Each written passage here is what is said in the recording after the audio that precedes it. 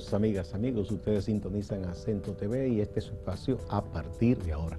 Vamos a hablar de salud, vamos a hablar del corazón, a propósito de que febrero es el mes del corazón. No por lo de San Valentín, sino del otro corazón, el órgano, que es muy importante para la salud de todos los seres humanos. Y nadie mejor que el doctor César Herrera, un reputado cardiólogo dominicano que dirige la parte de cardiología de los centros de diagnóstico y telemedicina CEDIMAT. Bienvenido, doctor. Muchas gracias, un placer estar aquí contigo de nuevo. Bueno, siempre se dicen muchas cosas respecto al corazón, las recomendaciones que ustedes los especialistas dan. Ustedes, primero, a propósito de este mes, ¿tienen algún tipo de actividad especial? Antes de responderte, déjame decirte que no minimices la importancia del amor en este mes, para que no te metas en problemas. No podría jamás, no, además, por la otra parte que nosotros compartimos, que es la parte de la literatura, no hay literatura sin amor. Yo creo que debe ser todos los meses del año, todos los meses del año. Bueno, no vamos a hablar ni contextualizar todo solamente con COVID, porque eso es lamentablemente el tema del momento, pero tampoco puedo ignorar de que la situación de la pandemia ha representado un doble desafío para la cardiología. En el sentido doble desafío. Doble, en el sentido de que no solamente los pacientes cardiópatas representan un grupo de riesgo de contraer la enfermedad y las complicaciones, sino que aún aquellos que no han contraído COVID, por todos los cambios estructurales y de sistema y saturación de servicios y problemas de distanciamiento, todo eso ha afectado a los pacientes cardiópatas que no le ha dado COVID. Y es lo que en la ciencia clínica hemos llamado daño colateral. O sea que no solamente el cardiópata tiene riesgo de adquirir enfermedad y complicarse, sino los que son cardiópatas que no se han enfermado están sufriendo por problemas de sistema, por la saturación de los servicios, por el distanciamiento. Entonces ese daño colateral, como le decimos, de que por ejemplo tuvimos en el pico de la pandemia, todo era quédate en casa. Entonces tienes un dolor de pecho y me quedo en mi casa.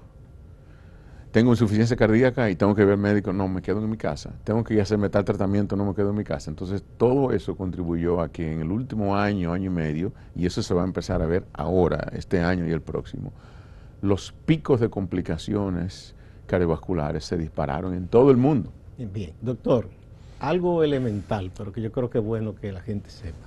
¿Cuándo una persona puede ser considerada cardiópata? Bueno, técnicamente hablando, cuando hablamos de cardiópata hay que diferenciar entre un individuo a riesgo o con riesgos cardiovasculares, pero que todavía no ha tenido un evento, una enfermedad, versus el individuo que ya tuvo un evento, que es el que técnicamente debe llamarse cardiópata. O sea, aquel que por recomendación de ustedes se toma una píldora para mantener controlada la presión arterial, ese no es cardiópata. Correcto, el que toma una pastilla para el colesterol, el que toma una pastilla para la presión, el que tiene una historia familiar muy fuerte, negativa, de riesgo cardíaco, el que tiene una vida sedentaria, el que fuma, esos son riesgos cardiovasculares. Pero el cardiópata per se, propiamente dicho, es el individuo que ya ha tenido o un derrame cerebral, o un infarto, o le han puesto un stent, o lo han operado. Bien, aclarada ese punto entonces. Lo del encierro, por un lado. Usted dice porque quizás no pudo la persona darse la atención médica para el tema del corazón, pero al mismo tiempo no afecta también a una persona con esas condiciones la ansiedad que genera el encierro. Por supuesto. O sea, estamos, y aclaro esto porque hay una tendencia en el país de creer que ya salimos de COVID. Estamos en una pandemia todavía. Y en un país donde la población todavía no ha asumido las conductas necesarias y la tasa de vacunación no es la ideal, aunque se han hecho muchos esfuerzos, todavía estamos en pandemia. Entonces, en ese contexto, aunque se ha liberalizado los encuentros, la salida y todo eso, todavía seguimos con el mismo moto y la idea de distanciamiento.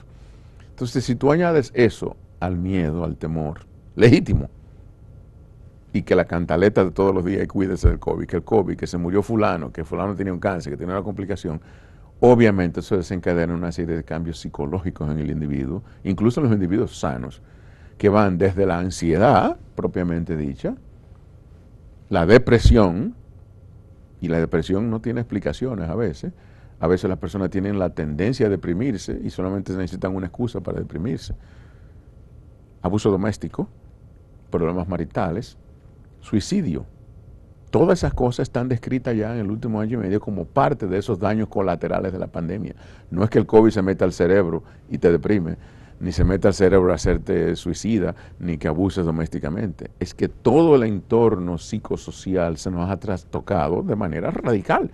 Piensa lo que tú estabas haciendo hace 2 años, un día como hoy, y piensa lo que estamos haciendo hoy, lo que estamos viviendo. Metas personales o de negocios tuvieron que ser pospuestas o fracasaron, o metas familiares, todo eso. Cuando a alguien le diagnostican COVID, pasa el proceso, ¿debe someterse a un examen en el aspecto cardiovascular? Excelente pregunta, que es muy frecuente, de hecho. La gente se preocupa. Empecemos por decir que si usted tiene sus pautas de vacunación correctas y le da COVID, la probabilidad de complicarse es baja. Andan unas cifras por ahí, digamos, 10%. 10% de los que le da COVID vacunados pudieran complicarse y los que más se complicarían serían los que tengan esos factores de riesgo previos, esas patologías. Supongamos que usted pertenece al 90% que no se va a complicar. Esa gente puede tener secuelas que durarían 1 semana, 2, 3 y 4 y hasta 6 meses. Las secuelas más comunes, estoy hablando de la persona que ya sobrevivió la enfermedad, que no se complicó. Las más comunes son fatiga, cansancio, debilidad, palpitaciones y dificultad respiratoria. Ahora, ¿qué pasa? ¿Cómo el individuo se da cuenta de que esas son secuelas de una gripe mala, como decimos nosotros, que va a desaparecer, versus una complicación cardíaca? Bueno, hay 3 complicaciones de COVID que afectan al corazón y las 3 son muy severas y tienden a ocurrir tempranamente en la enfermedad. La primera es el mismo problema de insuficiencia respiratoria por la neumonía de COVID afecta al corazón, sobre todo el lado derecho del corazón. Yo sé que tú te acuerdas de tu anatomía de secundaria. Sí, pero no está de más que usted me refresque porque hace unos años. El lado derecho del corazón está íntimamente relacionado con los pulmones, porque la sangre que regresa del cuerpo hacia el corazón llega primero al lado derecho. Y del lado derecho, el ventrículo derecho, la bomba derecha, la manda a los pulmones para oxigenarse. Por eso entonces que es el lado derecho que Entonces, el lado derecho del corazón es quien más se afecta. Segunda complicación cardiovascular son las trombosis, la formación de coágulos y trombos, tanto cerebrales como en las arterias coronarias propiamente dichas, que provocan infartos. Es toda una nueva categoría de trombosis la que tenemos ahora. Todavía estamos aprendiendo de por qué sucede. Empezamos a verlo al principio de la pandemia. Nos llegaban los infartos más complicados del mundo, en gente que no fumaban, gente no diabética, gente sin riesgo. Y es que parte de las complicaciones que induce la reacción contra el virus es precisamente la promoción de formación de trombos y coágulos. ¿Y dónde van eso? A los pulmones, embolia pulmonar, al cerebro, derrame cerebral, o a las coronarias, producción de infarto. El tercer grupo de complicaciones, que son más raras, son las que se llaman las miocarditis y pericarditis. Miocarditis es inflamación del músculo del corazón y pericarditis es inflamación del saco que cubre el corazón, que se llama pericardio. La miocarditis y pericarditis son bastante frecuentes con otros virus. El virus de la gripe, el virus de la influenza, pueden producir miocarditis y pericarditis, que la mayoría de las veces son muy benignas, pero en el caso de COVID no pueden ser tan benignas. ¿Por qué con el COVID se complican? La razón fundamental no está clara, pero es muy probable que sea, como te decía, esa reacción tóxica. Lo que enferma y mata con COVID no es el bicho propiamente dicho. Cuando tú tienes una pulmonía por una bacteria, la bacteria que te está acabando el cuerpo. En el COVID, lo que te destruye los tejidos, lo que provoca complicaciones, es la reacción exagerada de nuestro cuerpo contra la presencia del virus. Es una reacción inmune exagerada, tóxica. Tóxica en el sentido de que se disparan todas esas sustancias, todas esas hormonas, todas esas proteínas que supuestamente van a defendernos, pero cuando se disparan a niveles tóxicos muy altos, se convierten a lo contrario, dañinas. Entonces, esa reacción en los tejidos inflama el pericardio, inflama el miocardio, favorece la trombosis, etcétera, etcétera. Bueno, En otras entrevistas que habíamos tenido respecto a la previsión por el mes del corazón, ustedes siempre dan unas recomendaciones generales. Yo supongo que ahora, ustedes los cardiólogos, ¿verdad? No sé si han elevado el nivel de advertencia, alerta o más orientación, porque en medio de esto, entonces es obvio que tenemos que cuidarnos más. Sí, discúlpame que no te respondí la pregunta específica que me hiciste de los chequeos post-COVID. Cae muy bien en el contexto de esta pregunta Bien. ahora. Ciertamente, ya no es solamente decirle a la persona, si usted tiene más de 40 años, tiene que hacerse un chequeo anual, chequearse el azúcar, el colesterol, que haga ejercicio, que no fume, que no coma con mucha sal, todas esas cosas que sabemos. Ya está también el asunto de COVID. Si el individuo no tiene riesgos cardiovasculares, no tiene enfermedad cardíaca, no es cardiópata y sobrevivió su COVID y no tiene síntomas, ese individuo va a seguir su rutina de chequeos como cualquier otra persona. Pero si el individuo tiene ya enfermedad cardíaca previamente establecida, insuficiencia cardíaca, un problema coronario, problemas de válvula, un infarto previo, y tuvo COVID y tiene síntomas persistentes, aunque sean síntomas simples, una tosecita, esta gripe que tengo 3 semanas y no se me quita, ojo, puede ser que usted tenga un trastorno residual.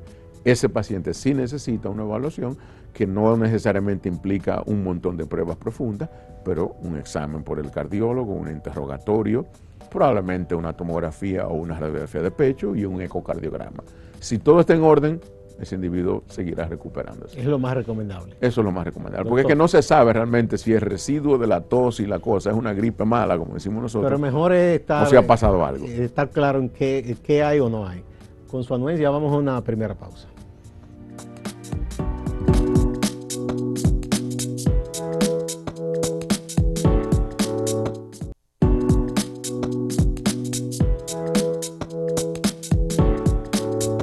Muchas gracias por continuar en A Partir de Ahora. Estamos conversando con el doctor César Herrera, un reputado cardiólogo que dirige la parte de cardiología de CEDIMAT, un hospital de tercer nivel muy importante de nuestro país.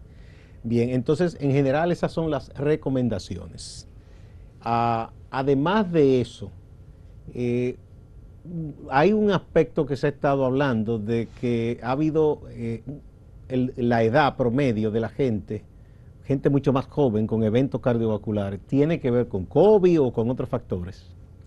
Bueno, sí y no. Ciertamente, y no solamente es un fenómeno en la República Dominicana, eso lo vemos en todos los países. La media de la edad está bajando. Hace 30 años, 40 años, cuando uno hablaba de un infarto, un problema coronario, ya está muy viejo, eso es un viejo. Cada vez vemos que la población más joven está a riesgo y tiene complicaciones cardíacas. Y joven en cardiología se decía 65 años o menos, en una época. Ya joven es 40 años, 35, 40 años ahora. Además del COVID, que no respeta edad, género, raza, clase social, que sí ha afectado a los jóvenes también, hay otras cosas que provocan que la enfermedad cardiovascular esté apareciendo más en los jóvenes. Estamos hablando de la enfermedad cardiovascular adquirida, no las enfermedades de nacimiento congénitas, que eso es otro grupo. ¿Por qué razón? El estilo de vida. Tú te acuerdas que en los años 60, 50, 60, hasta principios de los 70, en los países en vía de desarrollo, que se llamaban subdesarrollados como nosotros, las enfermedades que prevalecían eran las enfermedades de la pobreza, las enfermedades de infectos contagiosas, las neumonías, la enfermedad reumática, cosas así. Y se hablaba de infarto y no sé qué. En cuestión de 3 décadas, como ha pasado en todos los países de bajo ingreso, el plato se ha volteado. Y de pronto ahora estamos viendo las enfermedades del desarrollo. Hoy día la causa principal de muerte en los adultos de este país es la enfermedad cardiovascular, además de los accidentes de tráfico. Entonces, eso está afectando a la población joven también por esos cambios de estilo de vida, que van desde cigarrillo, drogas, esteroides, dietas horribles, en parte por la misma pobreza y la limitación económica, pero también en parte por la proliferación de la comida chatarra. Cuando tú eras adolescente, ¿cuánto McDonald's, Arby's? Es que aquí no vendían nada de eso. Eso era un lujo, ¿verdad? Cuando tú ibas a Puerto Rico. No lo veía, exacto, si salía afuera o si lo veía en películas. Entonces, todo eso, lamentablemente, ya está afectando cada vez más a la población más joven. Y sí, tú hablabas del estrés hace un rato, el estrés tiene que ver, pero es el cambio del estilo de vida, las cosas que el desarrollo nos trae. Hoy día tenemos muchos diabéticos jóvenes, muchos muchachos jóvenes, no tanto con el cigarrillo, porque el cigarrillo en el país, curiosamente, la tasa de adicción al tabaco no se ha disparado, pero hay otras cosas. Desde juca hasta cuantas otras cosas tú te imagines. Sí. Crack y todo lo que pueda indicar toxicidad.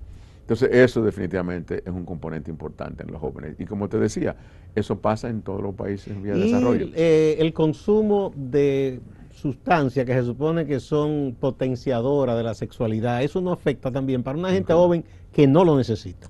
Buen punto. Fíjate, el problema, hay dos problemas con eso. Uno, que un joven no necesitaría usar un estimulante sexual.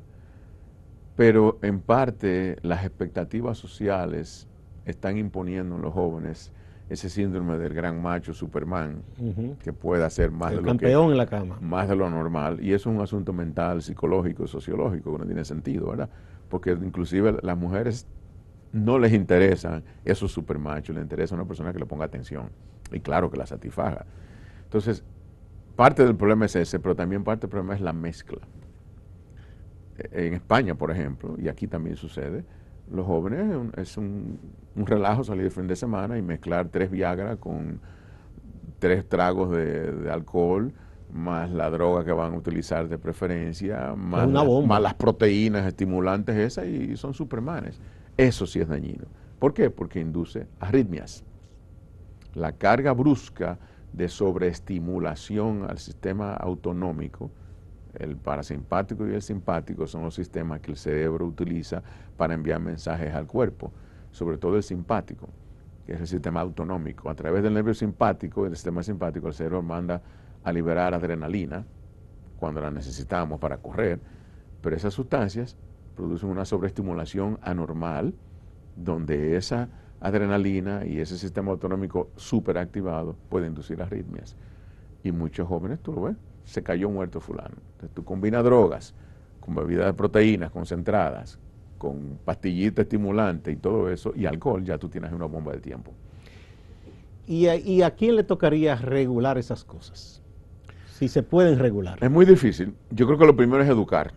Porque muchos de esos jóvenes realmente no lo hacen sin saber lo que están siendo expuestos. Se ponen a inventar, como decimos. A inventar. Yo creo que hay que educar primero. Pero sí, hay que regular. O sea, ¿cómo tú regulas la administración de fármacos en un país donde tú ves los letreros en la calle, Viagra a domicilio?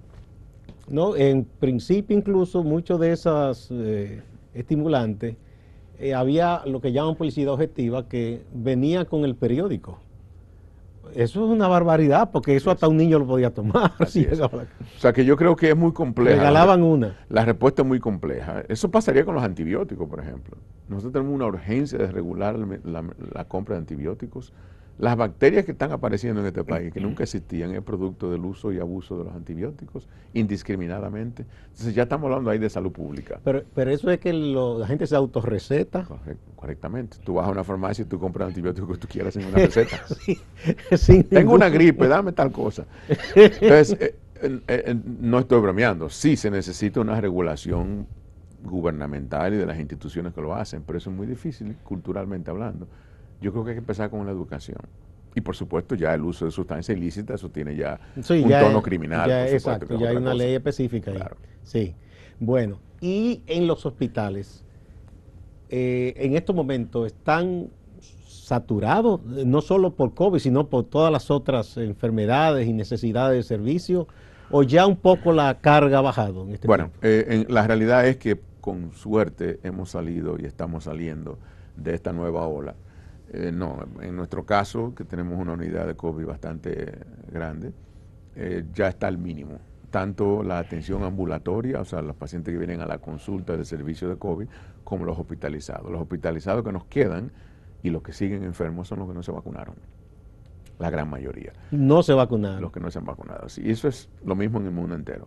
Ahora, en cuanto a enfermedades cardíacas no relacionadas con COVID, seguimos con la misma epidemia que siempre hemos tenido. Nuestro centro cardiovascular no es el ejemplo ideal para decirte la tasa de enfermedad cardíaca en la población general porque somos un centro de referimiento. Ahí Sí, todo el que sí, está ahí tiene un sí. problema del corazón. Sí, no es Obviamente. masivo, no es un asunto. Todo el que está en el centro cardiovascular es un paciente Sí. cardiópata por naturaleza.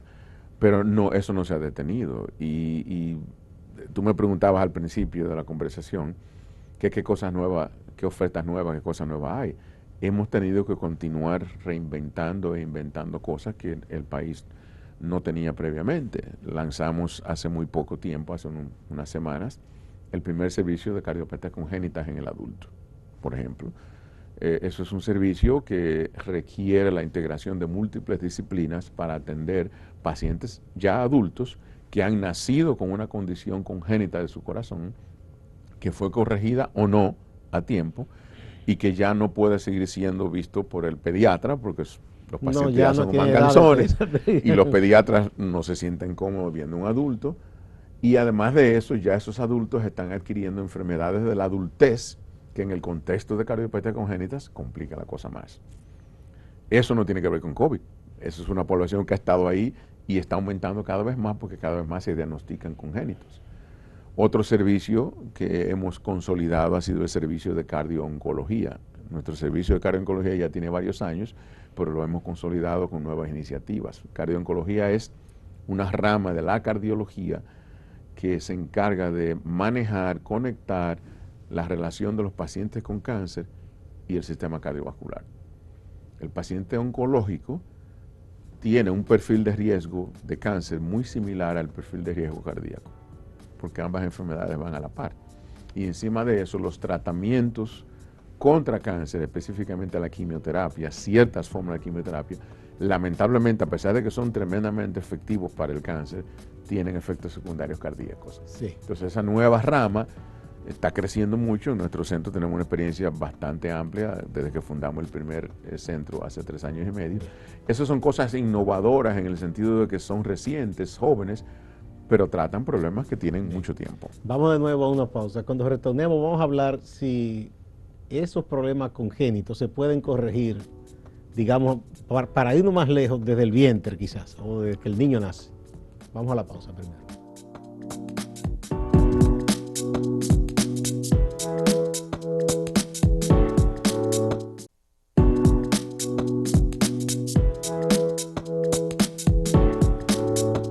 Continuamos con el doctor César Herrera, un reputado cardiólogo, hablando precisamente del tema de las enfermedades y el cuidado del corazón. Si se detecta a tiempo, digamos, ¿se puede durante el embarazo detectar que habrá un problema con esa criatura relativo al corazón? O por lo menos en los primeros meses se puede trabajar desde ahí. Tú eres una persona muy sagaz, Gustavo, es una pregunta importantísima. Para que el público entienda a lo que nos referimos con cardiopatías congénitas, son condiciones, defectos que se suceden o ocurren durante el embarazo, sobre todo en las etapas iniciales del embarazo, cuando la criatura se está formando. En las primeras 14 y 16 semanas de la concepción, muchas veces la madre ni siquiera sabe que está embarazada, ahí es que se completa la formación del corazón. Cualquier defecto genético, cualquier error genético, sea hereditario o no, cualquier insulto a ese feto, sea por sustancias tóxicas, sea por un fármaco, sea por un virus, puede alterar la formación de la estructura del corazón de ese feto y eso va a seguir en el embarazo y al nacer el niño se va a diagnosticar con una cardiopatía congénita. Hay 2 grandes grupos, las que son severas, que casi son prácticamente mortales, y las que no son tan severas. Ambas formas se pueden diagnosticar in útero, dígase, aún con la criatura en el útero materno sin nacer. Y eso se hace con una técnica muy simple que se llama ecocardiografía fetal. Ecocardiografía fetal. Tú recordarás cuando una mujer embarazada le hacen el ultrasonido para ver cómo está el niño y ver el sexo, lo mismo, pero con otra tecnología que es mucho más... que está disponible en el hospital. Claro que sí, la tenemos. Entonces, ese eco fetal está orientado al corazón del niño y dependiendo de la patología, de la enfermedad de que se trate, se puede diagnosticar con muchísima certeza y planificar las acciones. En un escenario ideal, toda mujer embarazada debería hacerse ese examen. Toda mujer embarazada que se considere de alto riesgo, A la mujer. obstétrico, Sí. que son las mayores de 35 años, las que tienen historia cardíaca en su familia, Ya. ellas con historia cardíaca, cualquier sospecha del obstetra, el ginecólogo de que pueda haber algo medio malo, todo ese grupo de personas Debería necesita. hacerse. No es una paciente cualquiera de 26 años que no tiene ningún problema Ya, cardíaco ya. con historia familiar. Bien. Entonces, para responder tu pregunta en cuanto a qué hacer, se puede diagnosticar. La pregunta es qué hacer si se diagnostica. Bueno, hay centros, eso todavía no lo tenemos en el país, hay centros en países del primer mundo que se dedican a intervenir intraútero ciertas condiciones. O sea, una especie de cirugía. si se quiere. Tratamientos Sí. percutáneos Sí. intraútero. Por ejemplo, hay una... Antes de nacer. Antes de nacer, hay una que han funcionado muy bien, y es cuando el niño nace con una, o va a nacer con una válvula aórtica muy estrecha, eso se llama estenosis aórtica. La aorta es la arteria que sale del ventrículo izquierdo, la bomba principal. Y si hay un defecto que esa válvula está subdesarrollada, infradesarrollada, prácticamente ausente, eso no permite que la sangre del ventrículo del niño salga. Se puede meter un balón en el útero y abrirlo y dilatarlo. Pero quizás no es tanto el tratarla in útero, es sobre todo que el parto y el seguimiento inmediato luego del parto se haga con la conciencia de que ya ese niño o niña viene con un defecto. Porque lo que pasa, Gustavo, es que hablamos de que la mortalidad infantil en República Dominicana es sobre todo de infecciones, pero hay un gran porcentaje de esos niños que no se diagnostican y son cardiópatas. Y si supiéramos que son cardiópatas desde el momento del nacimiento, lo primero es que hay un cardiólogo que lo está viendo y sabe administrar oxígeno y sabe dar tratamiento. O sea que muchas vidas de se pudieran salvar. Nonatos se salvarían. Así es. Bueno, muchísimas gracias, doctor. Siempre aprendemos mucho con usted. Gracias a ti por la cortesía de Y invitarme. nada, vamos todos a cuidarnos, a cuidar el corazón. Hay más razones aún ahora con COVID y todas estas cosas. Y a propósito del mes del corazón, vamos a seguir las recomendaciones de los cardiólogos, de los especialistas que saben cómo protegernos y cuidarnos. Muchas gracias a ustedes. No se vayan, que hay más en Acento TV y Acento Portal.